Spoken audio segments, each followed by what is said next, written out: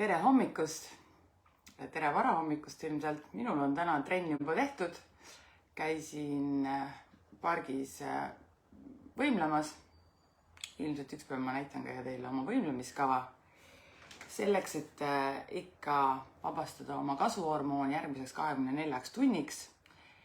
Ja see kasvuhormoon ainult vabaneb siis, kui sa oled 15-20 minutit teinud kõrge intensiivsusega trenni. Kõrge ja vahelduva intensiivsusega trenni, siis kasvuhormoon vabaneb järgmiseks 24 tunniks. Nii et võimlema ja trenni teha tuleb iga päev ja päriselt iga päev.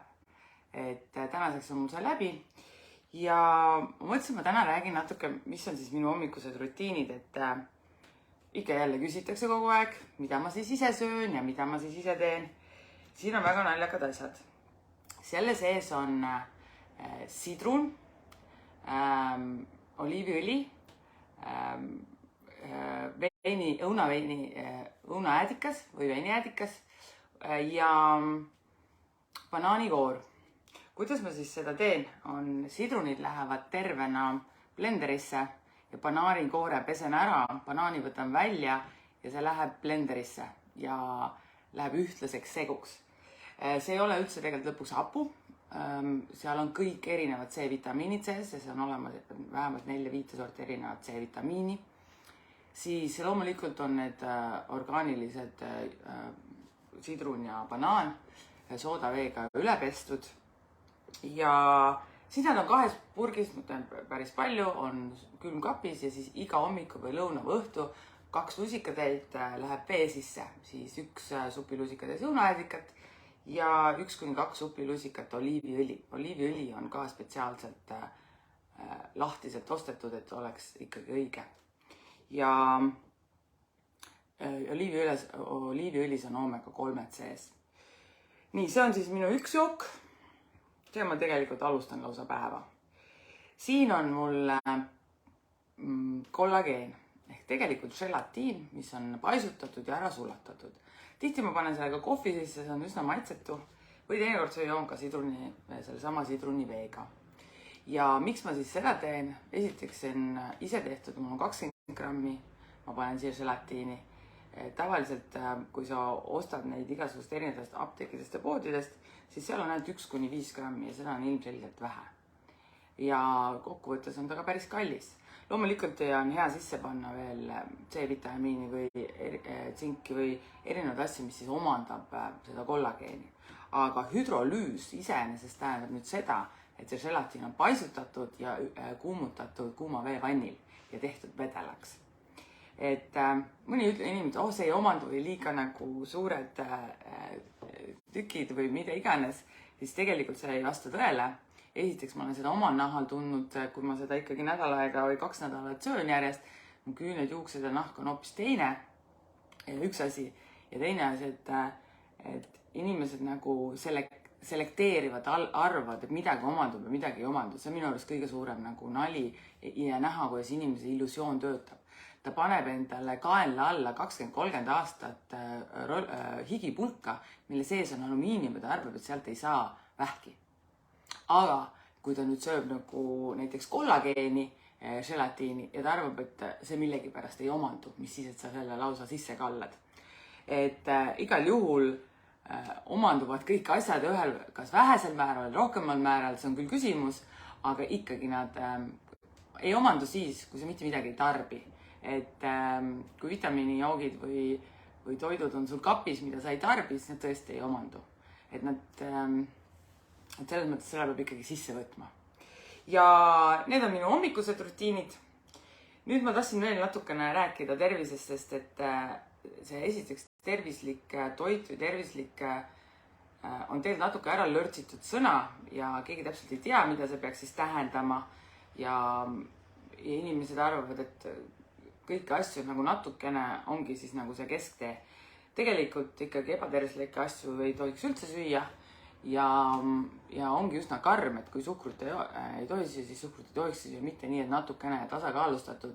See annab sulle lihtsalt võimaluse kiiresti libastuda ja algul sa võtad natukene ja siis see libastub vähe suuremaks, et parem ja lihtsam on ikkagi üldse mitte seda tarbida. see käib esiteks suhkru kohta, gluteeni kohta ja ütleme niimoodi, et inimestel on ju tegelikult distsipliin. Ja kui päris ausalt, kõik inimesed on väga distsiplineeritud, nad söövad iga jumala päev. Küsimus, et miks nad siis vale toitu söövad? Et tegelikult on nad ju nii distsiplineeritud on, nad ju söövad. Et tegelikult ju tuleks siis süüa lihtsalt õiget toitu. Ja kui sa sööd õiget toitu, siis su rakud ka omastavad neid ja sul ei ole nii palju söögisu ja sa ei söö nii palju. Et see on nagu väga suur vahe. Ja pole ju raske ka distsiplineeritud olla, et sa ei söö 12 tundi päevas. Et see on nagu igale lapsele ka nagu noorele inimesele, täiskasvanule ei tohiks olla see probleem, et sa öösel ei söö.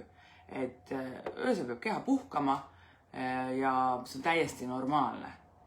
Et niisugused lihtsad asjad, mida iga inimene saab teha. Sest et ma kuulan siin erinevaid inimesi, erinevaid kanaleid, erinevaid nii-öelda koole ja koolkonda, kus räägitakse ja ma olen kõige selle poolt. Detox on väga hea. Mulle meeldivad igasugused vitamiini, mineraalid, vitamiini, tripid, kõik mida iganes on. Need on väga head asjad, mulle väga meeldivad need asjad. Aga need on ju ainult ühekordsed ja need on ainult ajutised. Et kui sa tahad nüüd kõikidest nendest, olgu ka näiteks need head bakterid, kõik väga asjad, ma kõike neid võtan, ma ise ka kõike neid katsetan ja proovin. Aga mis siis saab, kui sa neid võtad? Kui sa lähed nüüd nagu sööd valet toitu, siis mis kasu sellest on? Esiteks on suur raha raiskamine. Muidugi detoksi puhul sa ei raiska raha. Detoksid sa võid ka teha veega, paned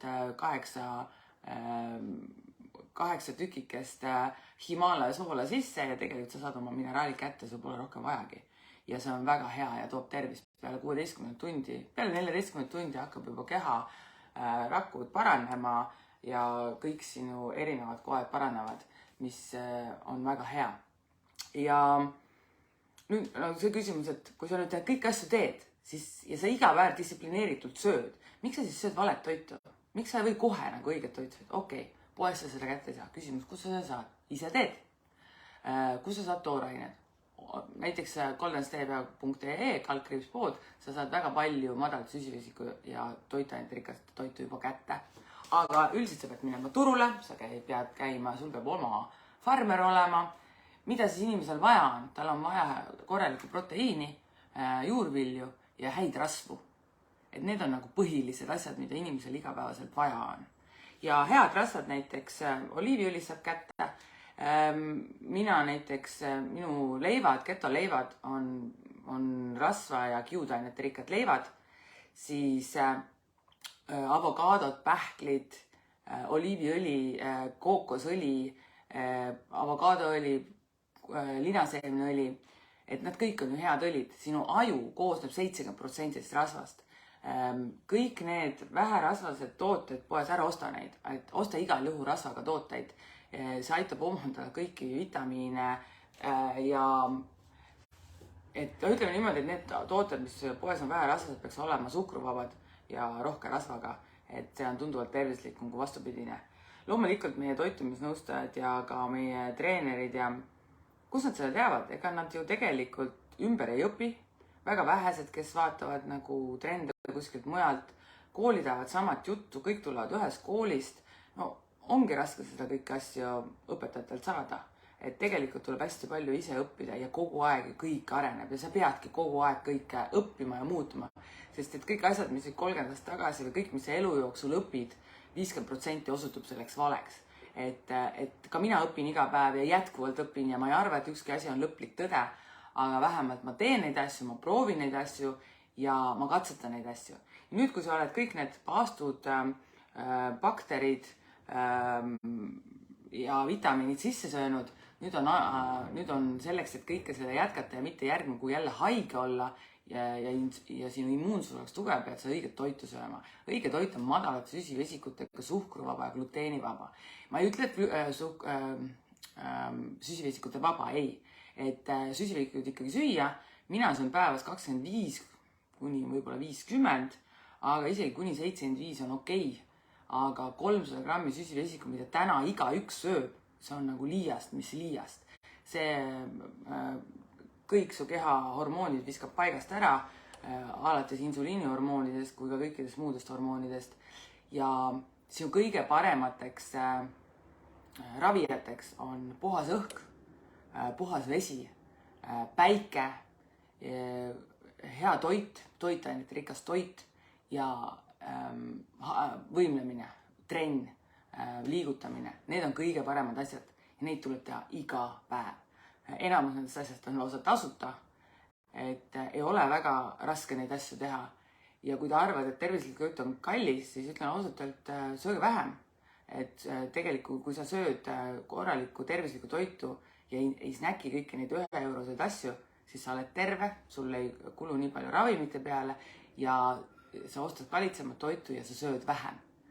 Sööd 2 toidukorda päevas ja sellest piisab ja sa oledki terve, sest et keha vajab ainult korralikku toitu ja mis omanduks ka rakke. Kui sa rakud ei omanda ja tunned, et sul on kogu aeg nälg, siis on midagi valesti. Üldiselt on see mineraalipuudust, võta jälle seda Himalaia soola 8 grammi päevas või 8 väikest tükikest vee sisse ja rohelisi juurvilju ja sinu rakutöö on jälle taastatud. Aga loomulikult, kui ta on juba ummistunud aastate kümnete pikkuseid, siis loomulikult on vaja kõigepealt neid asju puhastada. Ja see asjad ei ole rasked. Ma olen ka siin täna laivis ja üldiselt ma jäängi praegu neid asju rääkima ja kordama, sest ma ise neid asju teen ja näitan ette. Üks huvitav asi ka, enne kui ma lõpetan ja homset päeva jälle ootama jään, siis tegelikult on glükomannani pulber, mis on tegelikult sama asi, mis minul on täna shirataki makaronid. Naljakas on see, et inimesed usuvad, et poest ostes kapslid mõjuvad neile ja tegelikult sellest kapslid on täna tehtud makaron. Jätta see kapsel ostmata ja osta need makaronid, milleks need siis head on. Nad hoiab sul täiskõhutunnet, nad on sinu kõhubakterite hea, kui sa oled nüüd omale bakterid sisse söönud, olgu siis hapukapsast või erinevatest, ma ei tea, erinevatest võlujogurtitest või mingist muust asjad, siis sul on vaja neid hoida ja selleks on vaja sul kas inuliini või glükomannanit, et sul oleks kõhu tervis oleks hea, et kõht oleks täis ja kõht käiks läbi ja seal oleks nagu tervislik olukord. Kui sa teed nüüd nagu kõik need kuurid ära ja sa lähed poest ostad, ausalt öeldes ükskõik mis valmis toit, siis sa juba rikud ju kõik selle tasakaalu ära. Sest kõige lõpuks on oluline, et sa hoiad kehas hormoonset tasakaalu ja see tasakaalu tulebki kõiki neid asju tehes. Et kui sa nagu ainult ühte teed ja jätad korraliku toidu söömata, siis läheb jälle paigast ära. Milleks siis jälle nagu see paigast ära, kui sa oled juba nii palju vaeva näinud ja raha kulutanud, et see korda saada. Ühest asjast veel tahtsin rääkida on rapsiõli. Rapsiõli on algselt automootoriõli ja teda on hästi palju töödeldud, et saada maitsetu õli, mis tegelikult on samamoodi endiselt autoõli. Et see on kahjulik, aga ja te arvate, et te seda ei söö, siis te eksite. Te sööte seda kindlasti. Mitte nüüd võib-olla te täna võib-olla ei osta enam selle rapsiõlipurki 1 liitrist läbipaistvat. Aga rapsiõli on täna meil igas toidus, igas lihamarinaadis, igas majoneesis, igas leivatootes, konservides, ükskõik millise võtad, sa vaatad, rapsiõli on sees. Et täna ilma rapsiõlita mingisugust toodet poest leida praktiliselt on võimatu. Ja ainult mitte rapsiõli ei ole see asi, vaid ka teised päevalilleõli, päevaliseemneõli, et kõik erinevad teised õlid samamoodi. Ja kui need õlid, mis on juba läbipaistvas kollases plastpudelis, need on juba roiskunud, neid ei ole mõtet osta. Et küsimus on, millega siis ma praen? Oi, millega ma praen? Kõige asjade alus ongi alati inimesed, aga mida ma siis teen? Ja mina üritan alati alternatiivi välja pakkuda. Aga nüüd praadimise puhul on kindlasti kõige meie praeme kookosõliga, aga väga head on loomsed rasvad, olgu see siis veise, sea või hanerasv, samamoodi ka või põiga, et need on need, mis tegelikult kannatavad kuumust ja me läheme tagasi sellesse, mida meie esivanemad on teinud ja me ei pea mingit jalgratast leiutama, et oliiviõli, linaseemneõli, avokadoõli, jätke värsketesse asjadeks, sööge neid niisama, siis on omega-3 seal ilusti alles ja tegelikult omega-3 jäävad ka kuumutuses alles, aga teistes õlides lihtsalt kõrgkuumutamisel tekivad gastrogeensed õhendid, mis tegelikult tekitavad vähki. Et need nüüd peaks sellepärast peaks neid vältima. Ja eriti need toidud, mis fritüüritud toidud väljas söömisel, see on katastroof. See on puhas mürk, mida sisse sööte. Et ükskõik, mis pidi fritüüritud. See on nagu põhimõtteliselt ma võiks teile potsiku värvi anda, öelda sööge ära. Et kas te teete seda? Ei tee. Miks te siis ostate neid friikartuleid? Aru ma ei saa ja pakute veel lastele. Kui teie lapsed on teie kõige kallim vara, siis te annate neile kõige paremat toitu. Ja glükomaani pulbrist nüüd räägides seda, et sellest on tehtud makaronid, riis ja need on ime maitsvad.